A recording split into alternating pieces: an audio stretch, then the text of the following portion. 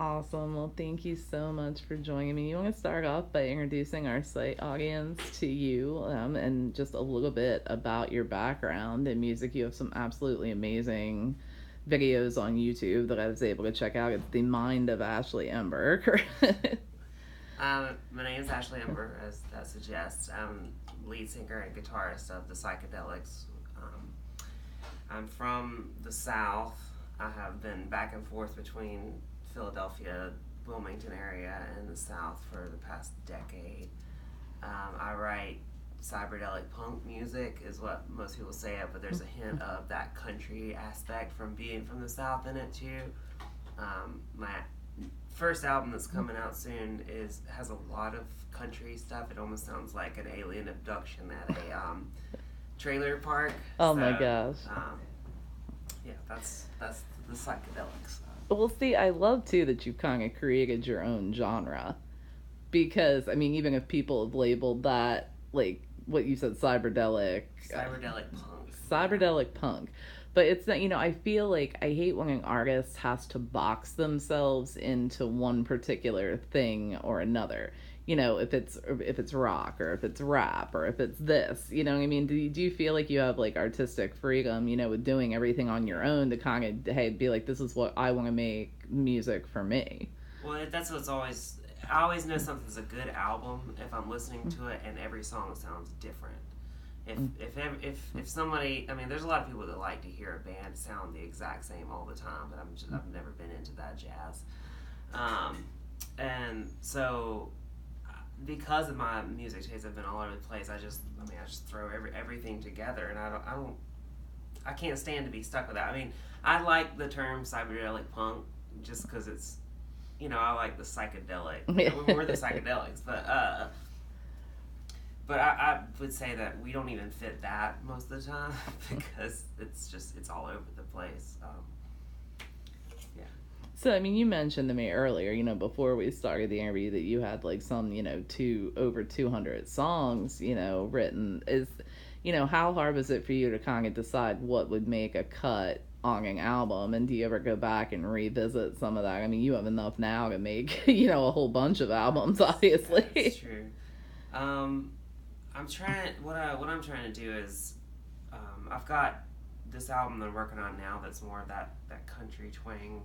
It's I said trailer trash, and it's like the trailer park and stuff. It's like a dive bar, you know. So I kind of fit all the songs that I felt like it matched with that.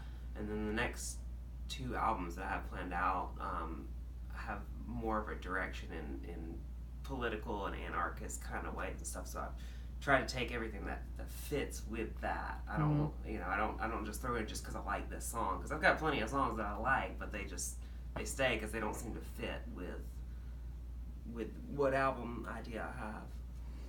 So, I mean, personally, I look at music as a universal language. We can all speak and understand, even if we take different messages away. It still says something. When did music first begin speaking to you? And you said, this is what I want to do.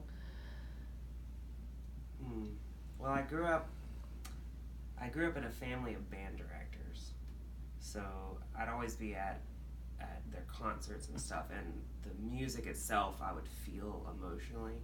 But as far as like realizing it was a way to say something, was not until rock music came around.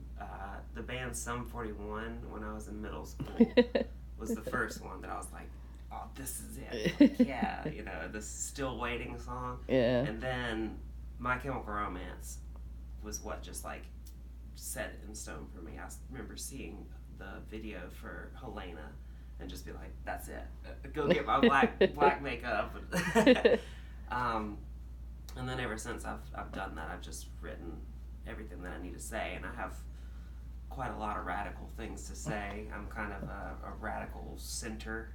I see the nuts on both sides, the left and the right, and I'm just throwing it both ways. Has there ever been a time where you're like, oh my gosh, I think I'm going too far?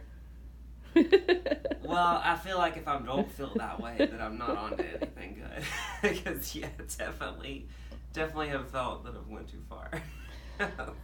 I mean, what do you think some of the biggest challenges, though, facing musicians are these days? Because, I mean, I know that streaming services and things like that have been a benefit and a curse Mm-hmm. to a lot of artists. I mean, there's a lot of pressure for bands and singer-songwriters to stay out on the road Yeah. and keep doing that because album sales are kind of like it's give or take.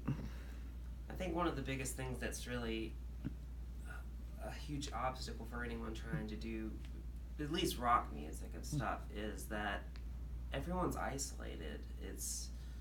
It's hard to get anyone to dream together or create together. Everyone's got their own ideas of what they want to do, and they're all doing it on their computers at home, and no one really gets anywhere. And I don't know, the music that seems to make it in the alternative world now feels like somebody made it all by themselves on a computer, which I've done over and over and over again, and it doesn't have the same feel as when I've been in bands in the past, and I feel like it's hard to create any kind of scene where music does something if you're all isolated. I feel like that's a big problem right now. Oh, absolutely. I think a lot of that collaboration, you're getting everything that's very cookie cutter now. Excuse me. And I feel like there's also so much pressure for the next big thing to come out. Yeah. As soon as a band drops an album, they're ready for the next song, like immediately. Right. So it's like this instantaneous thing where nobody's listening to these albums as a whole. Yeah, that's definitely true. Nobody's listening to albums much anymore at all, unless the album's 50 years old and people will listen to it. Do you feel that your stuff would be best listened to though as a complete piece, like as a complete album versus like single? What I've been doing is creating it as a whole piece, but the song, like there's all kinds of stuff in between all the music that kind of ties it together in a way. It kind of like Pink Floyd did with their albums and stuff, but I'm also releasing them as separate tracks without all that because I understand that people don't listen to it, so I kind of want to hit you both ways. Makes sense. I would prefer it with the album thing just because of how much that was for me when I was younger to be able to listen to a whole album. But I know that it doesn't happen as much now, so I want to make it able to be both ways. Yeah, that's definitely understandable. So, I mean, I want to talk about a little bit about your music videos and what goes into that because they're visually like stunning. Like it looks fantastic. Like, how did you put all that together? So it's separate ones. Like Kill the Cat. It was this effect that I found on an editing program called Rugeterizer or something, and once I saw it. The effect I put on a clip, I was just like, oh my god, I have to do a whole music video like that. And so I just took clips from I'm an avid videographer. I've had a video camera since I was a little kid. I saved up for one and bought one, and so I have hundreds of thousands, well, I don't know about that much, but thousands of hours of video throughout my whole life. So I just take clips like that and I added the effect to it. And kind of make them match what the song's saying, or just something kind of fun. The one I had the most fun though was "Go for Your Ghost" because I actually got some of my friends and the drummer as well is in the video from the Psychedelics, but got them to act like they were a cult leader. That was a lot of fun. It was also freezing cold making that video. It was like the middle of January. But when I was a kid, before I wanted to be a rock star, I wanted to be a movie director. So that's kind of the clash of both of those things. That's great because I love that you haven't forgotten the visual element of music. I love, like so many bands now forget the art of the music video, and I think it's cool to have a visual element to the song too. Well, I we think don't that's have MTV or Fuse or anything. I know it's all gone. We're dating ourselves now, so it's all gone now. And so, what is it like? How many live shows have you played? I mean, I know you're still early starting out with getting the album together. Psychedelics is just starting. I have a bassist and a drummer, and still looking for another guitarist. So mostly it's been me putting it all together, and then I'm hoping to once the gear gets rolling, then go forth full force with the band. But I've played in bands in the past. I was in a band called Huxley back in the day. We played all around South Georgia. And that the feeling of doing live music and actually feeling the music because of how how many decibels the speakers are playing and stuff is much better than sitting on your computer with your headphones and writing a song. I mean, you can't replace that, and you can't replace it from being in the audience either. Oh, exactly. Like I can only imagine because we always see it from an audience perspective, but it's always interesting to hear from the artist's point of view when they're up there on stage and they're feeling the energy from the room and all of that. Like it's got to be like therapy. Oh, it definitely is, especially, I mean, screaming out emotions that you've had that you wrote this song about and be able to just like unleash it, I mean, you can't get better therapy than that. Like speaking of that aspect to songwriting, when you are performing and you go over these songs and you tweak them and do everything, it was ever hard to relive some of those emotions that come out because I do feel that just judging from listening to the music I've seen on YouTube and hearing you talk about songwriting, I'm sure you touch on some pretty heavy subjects. I go into kind of a place when writing, and psychedelic drugs help that. But I'll let it come out. I don't try to write on I mean, you can. I don't know if the audience can tell, but there's different types of songs. There's ones where I'm sitting down just kind of writing a song and having a little bit of fun, and there's ones that just come out. And like I have this one that I wrote about. I was held hostage for 3 days by this guy, and I remember writing that song or just letting that out, and it was scary. I mean that experience was scary. But to think about it and feel about it for the first time and for it to come out, it was pretty terrifying. But it's one of my favorite songs that I've ever written. That's the hard part of the therapy. Once you get to the part where you're singing it on stage, you're overcoming it. Yeah, it's like releasing it out.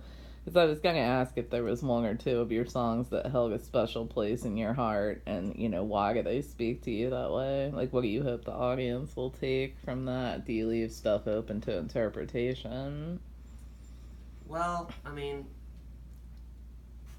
people always seem to get something different out of your music, regardless of how straightforward you are with it, or at least with my music. I can't say if Katy Perry's "I Kissed a Girl's" open to interpretation or something, but we get it, Katy. Like the two songs that I have up right now that really meant probably the most to me is "Cardiac Arrest." I wrote "Cardiac Arrest" and "FM2" were written during a period of existential depression that you go through in your late 20s, or at least I did. I assume people go through where you just realize like, God, I'm gonna die. It's all over, and those two songs really came from that. One was like "In the Hopelessness," which was the FM2 song, and then "Cardiac Arrest" was me deciding what lock to put on that suicide door, saying, "This is why I won't kill myself. I'll change the world instead. I'll go out in a blaze of glory." So those two have a lot of meaning to me, but I have plenty more to come that have a lot of meaning too.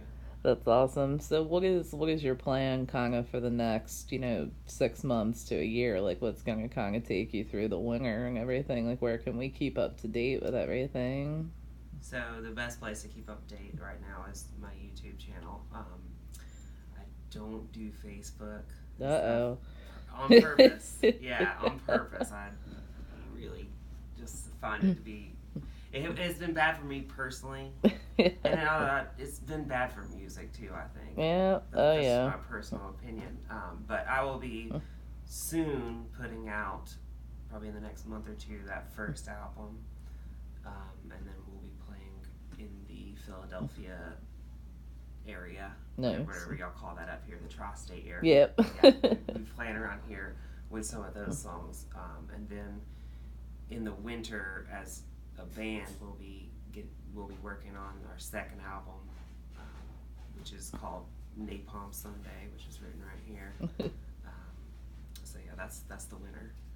That's awesome. Well, you definitely sound like you've got it planned out like for a while.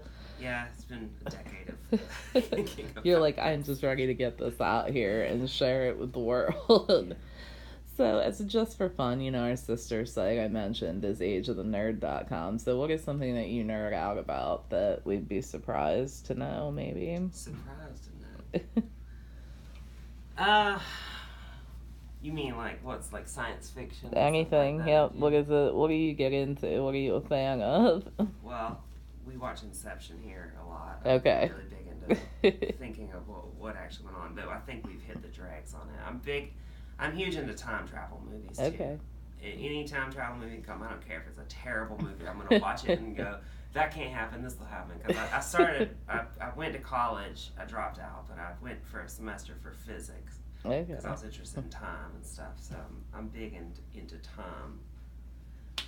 time travel.